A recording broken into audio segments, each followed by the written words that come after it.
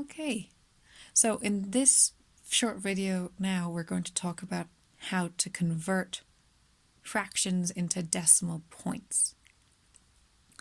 Now you might need to know this in exam because you might get a question like, which is greater, 1/4 or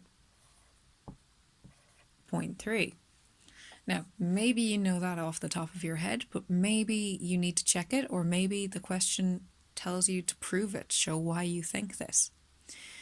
So you need to know how to convert fractions to decimals or decimals to fractions the other way. We touched on this in the first video and showed you how you would convert your fractions to decimal points. And I showed you that if you divide the bottom, because this line means divide, that's a shorthand, it's another way of saying divide. So if you divide the top number by the bottom number, it converts it to a fraction.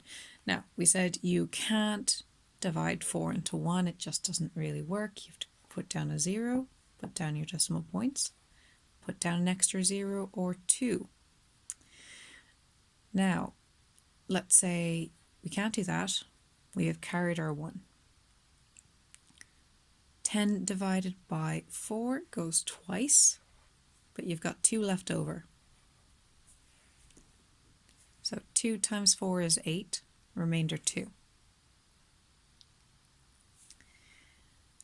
Then you have 20 divided by 4, that is 25. And this can work again with any number that you can think of. Let's say you had 2/3. So in this case, just to go back to it, you can see that 1/4 or 0.25 is less than 0.3. The 2 is less than 3. And you're comparing the same spaces. So over here, this is our unit-ish. Yes, that's the unit. This is the tenths. If there was anything here, there'd be hundredths here. Same here. We've got units, tenths, hundredths. So in this case, we have 2/10 compared to 3/10. 3/10 is bigger. 5/100ths are way smaller than 3/10. So we don't really need to compare them against the 3/10 at all. We'd compare them if there was something here. Let's say if it was 0.26, we'd compare the 5/100ths to the 6/100ths. But as there's nothing there, and we know from the first space that the 0.3 is bigger than 0.2, we don't need to do anything there. Let's carry on, and you'll see what we mean more as we go on. Let's do this one. So we do our bus stop method for dividing again. Put our 2 inside and our 3 outside. So, yeah, as usual, you can't divide 2 into 3 nicely. Put down your zeros, cross it out, and you've got 2. 3 does fit into 20. You can definitely do that. It goes in 6 times. 3 times 6 is 18. Remainder 2. 3 times 6 is 18. Remainder 2. 3 times 6 is 18. Remainder 2. And it would keep going like that forever. Always stop at about 4 decimal places. There's no need to go any further than that. Anything further than that's too big to really deal with, so it's just inconvenient and you don't have to.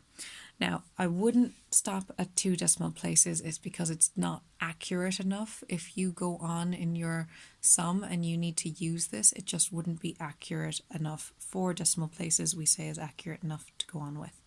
Usually when you're rounding up, you do it at the end. And I would not round up more than 2 decimal places unless I'm asked to. Okay, but we can see how this works. I also want to show you how it works if you're going the other way, if you were doing 0.3 into a fraction. Now you can see that 0.3 is under the tenths. Therefore, it is equal to 3/10. If we had something like 0.25, let's say,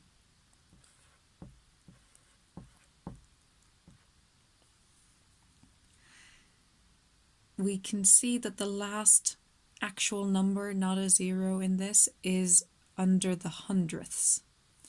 So that means I'm going to put my fraction over 100 and put 25 over it. So I have 25 over 100.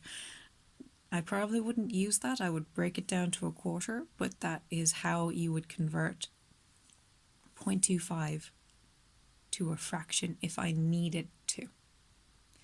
And that will work with any other fraction as well. Let's say, for example, I'm just going to write it up here for space reasons. You did have something like 0.256. Oops. Get some room. If you had something like 0.256, we've still got our units. The 2 is in tenths, the 5 is under the hundredths, and the 6 is under the thousandths. So in this case, I would put that over 1,000. So in this case, it would be over 1,000, 3 zeros, and it is 256 over 1,000.